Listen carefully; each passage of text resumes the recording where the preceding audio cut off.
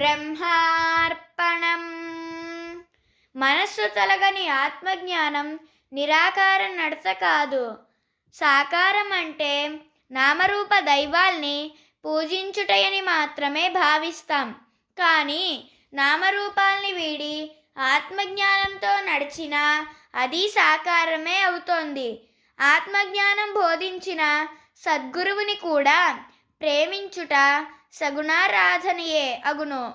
అదే సద్గురువు నాలో ఉన్నాడనియు, ఆ సద్గురువే పరమాత్మ అనియు, అంతటా ఉన్నవాడు నాలో గలవాడు, ఈ జ్ఞాన మార్గాన్ని చూపి సద్గురువుగా కళ్ళ ముందు ఉన్నవాడు ఒక్కరే అని అదే తత్వంతో ఉండిపోవుటయే నిరాకారమగును. సద్గురువుని ఆరాధించుట మొదటి దశ. ఆయన్ని నీలో దర్శించి ఆయనే నేనని గ్రహించుట రెండవ దశ. సర్వం వదిలేసి ఆ పరమాత్మే నీవుగా మిగిలిపోవుటే నిరాకార తత్వం. బ్రహ్మార్పణం.